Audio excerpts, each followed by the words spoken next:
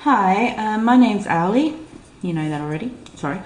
I've got a note from Artsycloudypard asking how I did the water effect in my Lapis Lazuli Copic piece. It's not too hard. Here's the picture itself. I think she was referring to this bit here with the sort of reflective thing. Sorry about that sound, it's my cat scratching my sofa.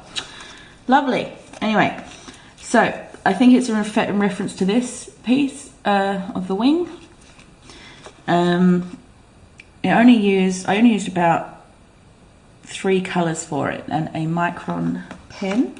Let me just see where it is. I should have got this all prepared really, shouldn't I?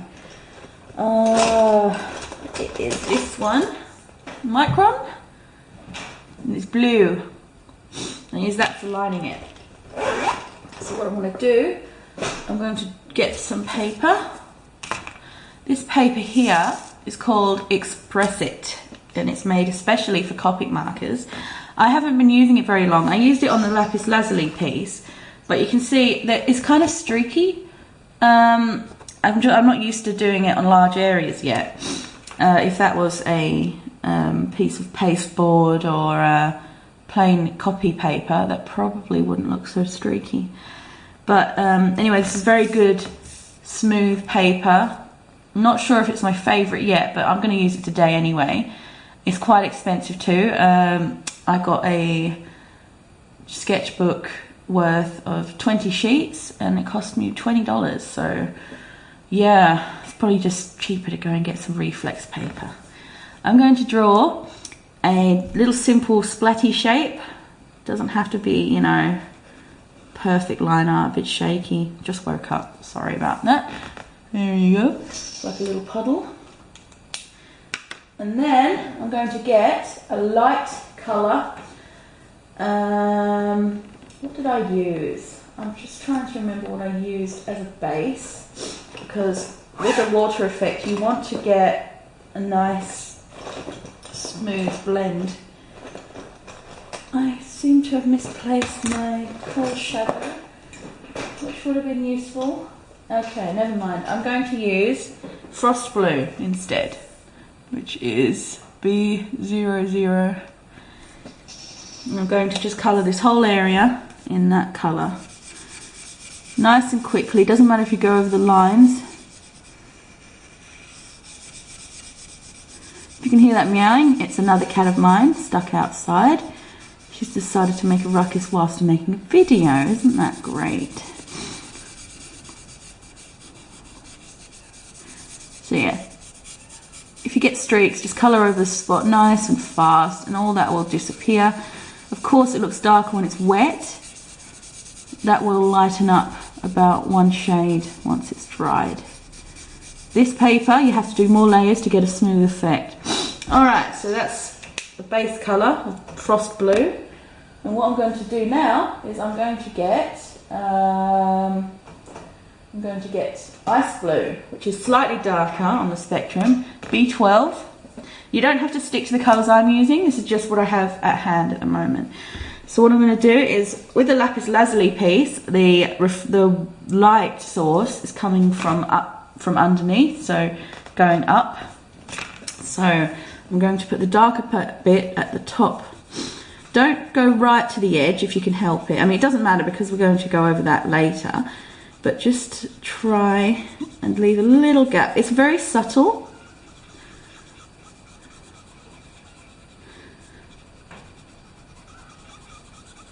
Yep, like that.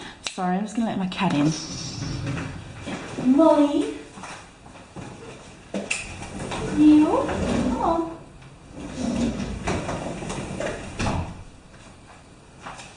Alright, back. And now I'm going to use... what am I going to use? I'm going to use Aqua. Seems a bit fitting, doesn't it? BG15. Got a little bit of green in it, and that's going to go up here as well, but not as much of it. Nice strong beautiful blue with a lot of saturation. when you buy Copics, it's always good to start off with the subtle pale hues because you can layer them and you can use them a lot more. I often run out of my pale violets because I use them for shading a lot of the time. And that is, yeah, a bit of a pain. It might seem cheaper to just go and buy a new pen, but in the long run, buy refills, buy new nibs, because then, you know, you can get about 6 refills out of a single refill thing. Oh my god, she's meowing so much. All right. Okay, so going on to that lovely water effect I did before, what we do is we just do sort of random shapes. Start off with one and just sort of make a little mosaic, leaving that background blue there, just showing through, you know. Try and make it as random as you can. Nice, organic, soft shapes. Sorry if I'm shaking the camera, I'm using it like hanging from a lamp suspended with wool. Not very professional. I do hope to do more videos like this in the future. So I'm going to have to invest in a tripod, I think. Anyway, yes. Getting more broken up as you get to the light source. At the moment it's looking more like a freaky turtle's shell.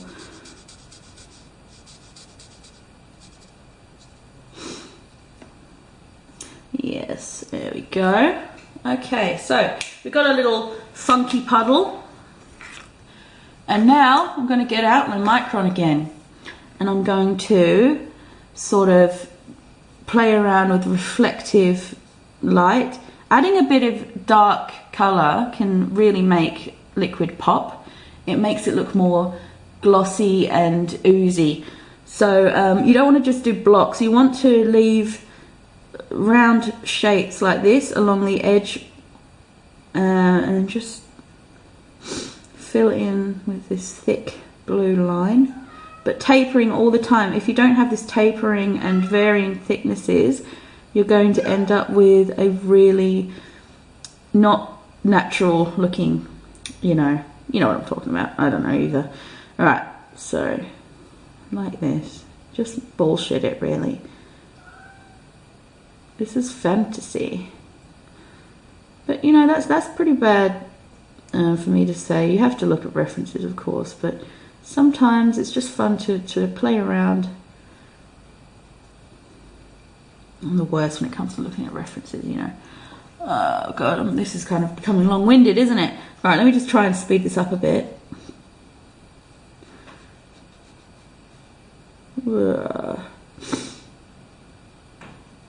And I'm sorry for my sniffly nose. Alright, so you don't do it in the middle either. Just leave that nice and blank, and then maybe a little tiny bit at the bottom where we're going to have our light source. Just nice and subtle. Always keep in mind your light source. Because when water hits when light hits water, the light penetrates the water and hits the surface on the opposite side of the light source, and then it bounces the light away. So what we're going to do is get a white gel pen. I use Uniball Signo. They are the best for opacity. A lot of the other brands, they go see-through. This one doesn't. So yeah, so we're going to go on the outline of the edge of the lights, you know, the opposite side of the light source, and going into these little dips that we left with the black or the blue marker. God, all of it's been blue marker. What am I talking about? You know, the fine liner. Just, you know, we're just doing it roughly, just to have a little play around. When you're doing a full piece, you can be more careful, but right now, you know, this is just a practice.